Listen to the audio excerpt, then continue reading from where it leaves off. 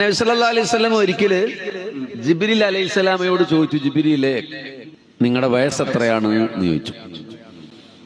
ജിബ്രീൽ അലൈഹിസ്സലാം പറഞ്ഞു, എനിക്കറിയില്ല, എന്റെ വയസ്സ് എത്രയെന്ന് എനിക്കറിയില്ല.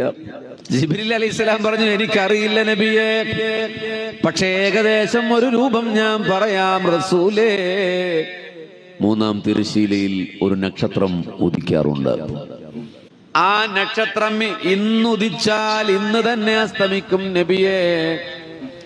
ഇനി പിന്നീട് ആ നക്ഷത്രം ഉദിക്കണമെങ്കിൽ 70,000 കൊല്ലം കഴിയണേ നബിയേ. ഇന്നുദിച്ച സൂര്യൻ നാളെ ഉദിക്കില്ലേ കൂട്ടുകാരെ? ഹബീബിങ്ങൾ, എന്നുദിച്ച സൂര്യൻ നാളെ വീണ്ടും ഇവിടെ ഉദിക്കില്ലേ? ആന്ന് പറയ്. പക്ഷെ ഈ നക്ഷത്രം നാളെ ഉദിക്കില്ല, 70,000 കൊല്ലം കഴിഞ്ഞിട്ട് ഉദിക്കുകയുള്ളൂ. രണ്ടാമത്തെ ഒരു തവണ. മൂന്നാമത്തെ തവണ ഉദിക്കണമെങ്കിൽ വീണ്ടും 70,000 കൊല്ലം കഴിയണം. 1,40,000 കഴിഞ്ഞു. മൂന്നാമത്തെ തവണ നക്ഷത്രം ഉദിക്കണമെങ്കിൽ വീണ്ടും 70,000 കഴിയണം. എത്രയും അങ്ങനെ ആ നക്ഷത്രത്തെ ഞാൻ ഇങ്ങനെ എണ്ണി നോക്കി. 1, 2, 3, 72,000 തവണ ഞാൻ എണ്ണി നബിയേ. അതാണ് എന്റെ പ്രായമെന്ന് ഹളറത്ത് ജിബ്രീൽ. മൊബൈൽ എടുത്തവരെ നിങ്ങൾ ഉത്തരം പറയൂ, ഞങ്ങൾക്കൊരു സമ്മാനം സ്പോൺസർ ചെയ്യാം. മൊബൈൽ കയ്യിലുണ്ടെങ്കിൽ കണക്കൂട്ടാ, മനക്കണക്ക് കൂട്ടാൻ കഴിയുന്നവർ അങ്ങനെയും കൂട്ടിയാൽ മതി. ആർക്കാണെങ്കിലും സമ്മാനം ഇവിടുന്ന് നൽകുന്നതായിരിക്കും. സംഘാടകർ ഹബീബിങ്ങളെ, ആ ഉത്തരം കേട്ടപ്പോൾ പുണ്യ നബി സല്ലല്ലാഹു അലൈഹി വസല്ലം പറയുകയാണ്, 70,000 കൊല്ലത്തിന്റെ ഇടവേളയിൽ 72,000 തവണ നിങ്ങൾ കണ്ട കാർത്തിക നക്ഷത്രമില്ലേ, അത് ഞാനാണ് ജിബ്രീൽ മുഹമ്മദ് മുസ്തഫ സല്ലല്ലാഹു അലൈഹി വസല്ലം. സലാത്തിൽ മുമ്പേ അവിടെ നിർത്തി. ഇത് ഏത് ഹദീസിലാണ് ബഷീർ ഫൈസി ദേശമംഗലം താങ്കൾ കണ്ടത്? ആ ഹദീസ് ഏതാണ് എന്നുള്ളത് പറയാനുള്ള ബാധ്യസ്ഥനാണ് താങ്കൾ. ആ ബാധ്യത താങ്കൾക്കുണ്ട്. ഒരു ഹദീസ് റസൂലുള്ളാഹി സ്വല്ലല്ലാഹു അലൈഹി വസല്ലമയെ ചേർത്ത് പറഞ്ഞുകൊണ്ടാണ് താങ്കൾ പറഞ്ഞിട്ടുള്ളത്. ജിബ്രീൽ അലൈഹി സ്വലാത്തു വസ്സലാമയുടെ വയസ്സാണ് ഇവിടെ ചോദിച്ചത്. അപ്പോ 70,000 വർഷത്തിനിടയ്ക്ക് വരുന്ന നക്ഷത്രം, അതിന് കാർത്തിക നക്ഷത്രം എന്നും കൂടി പറഞ്ഞു കഴിഞ്ഞു. കാർത്തിക നക്ഷത്രം എന്ന് എവിടുന്നാ കിട്ടിയെന്ന് അതും പറയണം. 72,000 തവണ ആണ് അദ്ദേഹം പറഞ്ഞത്. അപ്പൊ മൂപ്പര് കരുതി അവിടെ മൊബൈൽ എടുത്തിട്ട് ആരും കൂട്ടിയിട്ട് ഇതാവൂലെന്ന്. ഇതാ കണ്ടോളിയും, ആ കണക്ക് ഇതാണ്. നിങ്ങൾക്ക് ഓപ്പോസിറ്റല്ലോ കാണുന്നത്. 5,40,00,000. നേരത്തെ പറഞ്ഞതിലൊരു തെറ്റുണ്ട്. 5,040 കോടിയാണ് കേട്ടോ.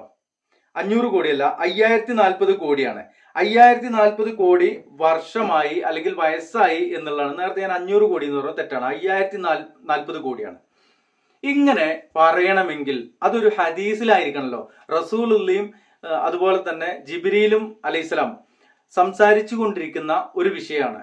അപ്പോൾ ഈ ഒരു കാര്യം റസൂലുള്ള മറ്റൊരാളെ എടുത്ത് പറഞ്ഞ് ആ ആള് മറ്റൊരാളിലൂടെ അങ്ങനെ പരമ്പര വന്ന് അത് നമ്മുടെ കയ്യിൽ എത്തിയാലാണല്ലോ നമുക്കത് ഹദീസാണെന്നുള്ളത് പറയാൻ പറ്റുക. ഇല്ല, അങ്ങനെയല്ല വന്നിച്ചെങ്കിൽ ഇയാൾ സ്വപ്നം കണ്ടതാണോ? അങ്ങനെയാണെങ്കിൽ അത് തെളിവല്ല. അത്രേ ഉള്ളൂ. എവിടുന്നാണ് ഇത് കിട്ടിയത് എന്നുള്ളത് ബഷീർ ഫൈസി ഏതെങ്കിലും വേദിയിൽ പറയുമെന്ന ആ ഒരു വിശ്വാസത്തോടെ എല്ലാവരും മനസ്സിലാക്കി വെക്കുക. 70 വർഷത്തിന് ശേഷം മാത്രം ഉദിക്കുന്ന, അത് ഒരു ദിവസത്തേക്ക് മാത്രം അല്ലെങ്കിൽ അല്പസമയത്തേക്ക് മാത്രം ഉദിക്കുന്ന ആ നക്ഷത്രത്തിന്റെ പേര് കാർത്തിക നക്ഷത്രമാണ് എന്നും അദ്ദേഹം പറയുന്നുണ്ട്. ഓക്കെ, ഈ കാർത്തിക നക്ഷത്രം 72,000 തവണ ഉദിച്ച് അസ്തമിച്ച ആ കാലയളവ്, അത്രയും ഉദിച്ച് അസ്തമിക്കുന്നത് ജിബ്രീൽ അലൈഹി സ്വലാം കണ്ടു എന്നാണ് പറയുന്നത്. ഇനി എന്തിനാണിത് പറയുന്നത് എന്നുള്ളതല്ലേ, അത് നമുക്കൊന്ന് നോക്കാം. സല്ലല്ലാഹു അലൈഹി വസല്ലം അല്ലാഹുവിന്റെ റസൂലാണ്. അപ്പൊ ജിബ്രീലിനെ പടയ്ക്കുന്നതിന് മുമ്പ് മുഹമ്മദ് നബി സല്ലല്ലാഹു അലൈഹി വസല്ലം ഇവിടെയുണ്ട്. എന്താണ് ഇപ്പൊ അദ്ദേഹം പറഞ്ഞത്? 5,040 കോടി വർഷം മുമ്പേ പടച്ചതാണ് ജിബ്രീലിനെ. ജിബ്രീൽ എന്തായാലും ജനിച്ചതല്ല, പടപ്പാണ്.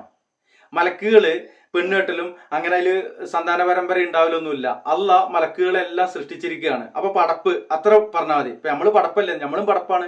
നമ്മള് ഉണ്ടാവുന്നത് ജന്നത്തിലൂടെയാണ്. എന്നാൽ ആദം നബി ജന്നത്തിലൂടെ ഉണ്ടായതല്ലോ. അങ്ങനത്തെ ഒരു പടപ്പ് എന്നുള്ള ആ ഒരു ഗണത്തിൽ കൂട്ടാം. ജിബ്രീൽ അലൈഹി സ്വലാത്തു വസ്സലാമയെ 5040 കോടി വർഷം മുമ്പേ ആണ് സൃഷ്ടിച്ചത്. അതിന്റെ കണക്ക് എങ്ങനെ കിട്ടിയത്? 5040 കോടി എന്നൊന്നും കണക്ക് കൂട്ടണ്ട.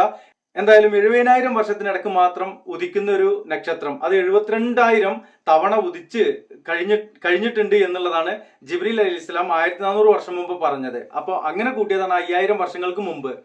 അതിനു മുമ്പേ റസൂലുള്ളാഹിനെ ഇവിടെ പടച്ചിട്ടുണ്ട് എന്ന് പറയാനാണ് ഈ തള്ളിയിരിക്കുന്നത്. ഇപ്പൊ നിങ്ങൾക്ക് മനസ്സിലായില്ലേ? പ്രിയമുള്ളവരെ, ഇതുപോലെയുള്ള തള്ളുകൾ മാത്രമാണ് ഇവരുടെ കയ്യിലുള്ളത്. അല്ലെങ്കിൽ തെളിയിക്കട്ടെ, ഏതാണ് ഹദീസ്? ഏത് ഹദീസിലാണ് ഇങ്ങനെ ഒരു സംഭവം ഉണ്ടായിട്ടുള്ളത്? അതിന്റെ സനദ് ഇവിടെ. അങ്ങനെ ഒരു ഹദീസ് നമുക്ക് പറഞ്ഞു തന്നിട്ട് അതിലൂടെ റസൂലുള്ളാഹി നമ്മളെ പഠിപ്പിക്കണ എന്താണ് അല്ലേ? ഇവിടെ ഇതുപോലെയുള്ള തള്ളുകളുമായിട്ട് ഇവർ കൊണ്ടു കിടക്കുന്നത് റസൂലുള്ളാഹിനെ പടച്ചത് പിന്നെ അല്ല തൊട്ട് പടച്ചിരിക്കുന്നത് റസൂലുള്ളാഹിന്റെ നൂറാണെന്ന് പറയാൻ വേണ്ടിയിട്ടാണ് ഈ തള്ളിയിരിക്കുന്നത്. അത് മാത്രം മനസ്സിലാക്കുക. അള്ളാഹു ഇവരുടെ ഷർറിൽ നിന്ന് നമ്മളെ കാത്തുരക്ഷിക്കട്ടെ എന്ന് പറഞ്ഞുകൊണ്ട് ഇതിന് ബാക്കിൽ ഒരു ചെറിയ തൗഹീദി പ്രഭാഷണം ചേർക്കുന്നുണ്ട്. കാണുക, മനസ്സിലാക്കുക. അള്ളാഹുവിന്റെ അനുഗ്രഹം നാം ഏവർക്കും സദാസമയം വർഷിക്കട്ടെ എന്ന് മാത്രമാണ് പറയാനുള്ളത്. പ്രിയമുള്ളവരെ, ദുആ കൊണ്ട് വസിയത്തോടെ വീഡിയോയിലേക്ക്. ഈ പ്രപഞ്ചത്തെ മുഴുവനും സംവിധാനിച്ചവനാണ്, ഭൂമിയെ സംവിധാനിച്ചവനാണ്, ആകാശത്തെ സംവിധാനിച്ചവനാണ്, മഴ തരുന്നവനാണ്. അങ്ങനെ എല്ലാ കാര്യത്തിലും എല്ലാ അർത്ഥത്തിലും അവൻ മാത്രമാണ് എല്ലാം നൽകിക്കൊണ്ടിരിക്കുന്ന സൃഷ്ടാവ്. അതിൽ മറ്റൊരാൾക്കും പങ്കില്ല. മറ്റൊരാളും ഈ പ്രപഞ്ചത്തിൽ ഒന്നിനെയും പടച്ചിട്ടില്ല. ഇവിടെ കാണുന്നത് മുഴുവനും പടപ്പുകളാണ്. പടച്ചവൻ ഏകനേയുള്ളൂ, സൃഷ്ടാവ് ഒന്നേയുള്ളൂ. അതേത് മതക്കാരനും അംഗീകരിക്കാം. ലോകത്തുള്ള ഹൈന്ദവർക്ക് അംഗീകരിക്കാം, ക്രിസ്ത്യാനികൾക്ക് അംഗീകരിക്കാം, ബുദ്ധമതക്കാർക്ക് അംഗീകരിക്കാം, ജൈനമതക്കാർക്ക് അംഗീകരിക്കാം, അതുപോലെ ഏതൊരു മതക്കാർക്കും അംഗീകരിക്കാം. അവരെല്ലാവരും തലകുലുക്കി സമ്മതിക്കുന്ന ഒരു സത്യമുണ്ട്. ഈ പ്രപഞ്ചത്തിന് സൃഷ്ടാവായി ഒരു ശക്തി മാത്രമേയുള്ളൂ. ആ ശക്തിക്ക് മാത്രമേ ആരാധന കൊടുക്കാവൂ എന്നാണ് ഈ മഹത്തായ വിശുദ്ധ ഗ്രന്ഥത്തിന്റെ 2ാമത്തെ അധ്യായത്തിൽ. ഈ ഗ്രന്ഥം തുറന്നു നോക്കിയാൽ ആദ്യം തന്നെ കാണുന്ന അഭിസംബോധന യാ അയ്യുഹന്നാസ്, ഹേ മനുഷ്യരെ. സർവ മനുഷ്യരോടുമാണ് ആ പറയുന്നത്. എല്ലാ മനുഷ്യർക്കും ഉൾക്കൊള്ളാവുന്ന തത്വമാ പറഞ്ഞത്. ഏകനായ പ്രപഞ്ചത്തിന്റെ സൃഷ്ടാവിനെ മാത്രം ആരാധിക്കണം. എന്തുകൊണ്ട് എന്ന ഒരു ചോദ്യം സ്വാഭാവികമാണ്. എന്തുകൊണ്ട് മറ്റാരെയും പൂജിച്ചുകൂടാ? എന്തുകൊണ്ട് മറ്റാരോടും വിളിച്ചു പ്രാർത്ഥിച്ചുകൂടാ? എന്തുകൊണ്ട് മറ്റാരുടെ മുമ്പിലും നേർച്ച വഴിപാടുകൾ സമർപ്പിച്ചുകൂടാ? എന്തുകൊണ്ട് മറ്റൊരാളുടെ മുമ്പിലും സാഷ്ടാംഗം നമിച്ചുകൂടാ? നമിക്കേണ്ടതും പ്രാർത്ഥിക്കേണ്ടതും ഏകനായ ഒരൊറ്റ ശക്തിയിലാണെങ്കിൽ എന്താണ് കാരണം? അതിന് അല്ലാഹു പറയുന്ന കാരണമാണ്, നിങ്ങളെ പടച്ചവൻ അവനല്ലയോ? നിങ്ങളുടെ മുൻഗാമികളെ പടച്ചവനും അവനല്ലയോ? ആകാശത്തെ സംവിധാനിച്ചവൻ അവനല്ലയോ? ഭൂമിയെ സംവിധാനിച്ചവൻ അവനല്ലയോ? മഴ വർഷിപ്പിച്ചുകൊണ്ടിരിക്കുന്നവൻ അവനല്ലയോ? ഇതിലൊക്കെ മറ്റാർക്കെങ്കിലും വല്ല പങ്കുമുണ്ടെന്ന് നിങ്ങൾക്ക് തെളിയിക്കാൻ കഴിയുമോ?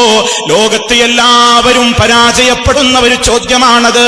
ഈ പ്രപഞ്ചത്തിലുള്ള ഏതെങ്കിലും ഒരു പുൽക്കൊടിയെപ്പോലും, ഒരു മണൽത്തരിയെപ്പോലും, ഏതെങ്കിലും ഒരു ജീവജാലത്തിന്റെ ബോഡിയിലുള്ള ഒരു രോമകൂപത്തെപ്പോലും, അതല്ലെങ്കിൽ നമ്മുടെ ശരീരമാകുന്ന ഈ അത്ഭുത പ്രതിഭാസമാകുന്ന ശരീരമെന്ന ഈ വലിയ പ്രതിഭാസത്തിലെ ഏതെങ്കിലും ഒരു പാർട്ട് പോലും അല്ലാഹു അല്ലാത്ത, അതല്ലെങ്കിൽ പ്രപഞ്ചത്തിന്റെ നാഥനല്ലാത്ത മറ്റേതെങ്കിലും ഒരു ശക്തിയാണ് പടച്ചതെന്ന് ലോകത്ത് ഏതെങ്കിലും ആളുകൾക്കെന്ന് പറയാൻ കഴിയുമോ?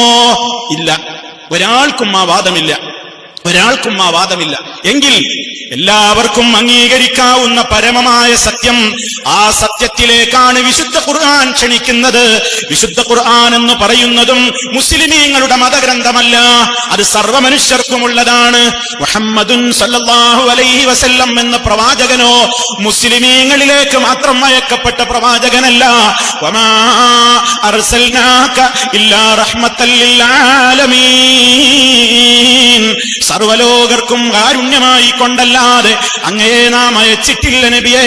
നബി സല്ലല്ലാഹു അലൈഹി വസല്ലമ എല്ലാവരിലേക്കുമുള്ള നബിയാണ്.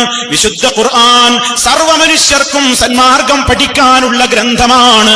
അല്ലാഹുവോ മുസ്ലിമീങ്ങളുടെ കുലദൈവമല്ല, ഏതെങ്കിലും ഒരു തറവാട്ടിലെ ദൈവമല്ല, മറിച്ച് റബ്ബുൽ ആലമീൻ, സർവലോകരുടെയും പരിപാലകനായ യജമാനനായ റബ്ബാണ്.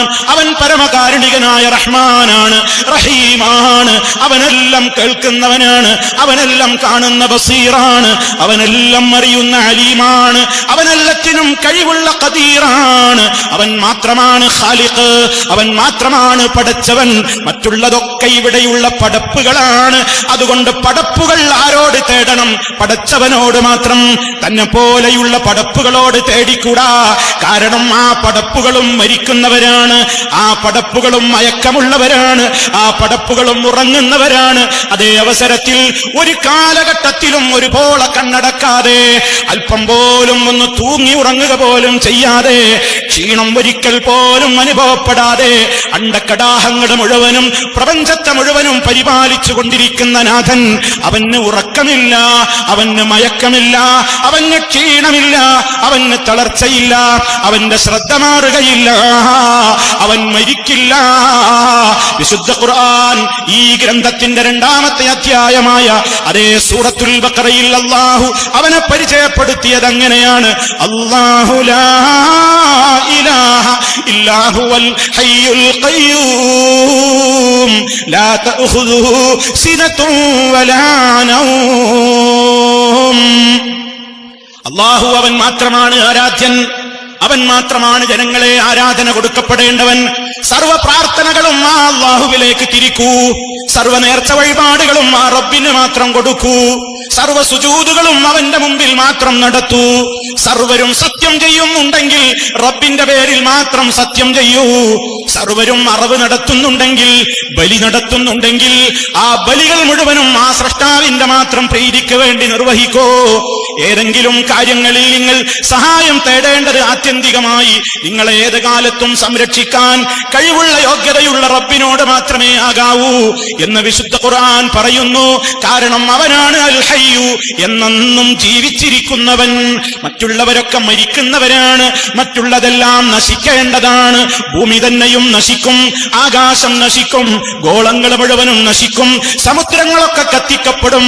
അതുപോലെ തന്നെ ഇവിടെയുള്ള സസ്യലതാദികളും പർവ്വതങ്ങളുമെല്ലാം തകർന്നു പോകും. ഭൂമിയിലുള്ള ആകാശത്തിലുള്ള സർവ്വജീവജാലങ്ങളും നശിച്ചു പോകും. ബാക്കിയാകുന്നവൻ ഏകനായ സൃഷ്ടാവ്, പ്രപഞ്ചത്തിന്റെ നാഥൻ അല്ലാഹു റബ്ബുൽ ആലമീൻ. അവൻ മാത്രമാണ്, അവൻ എന്നെന്നും ജീവിച്ചിരിക്കുന്നവനാണ്.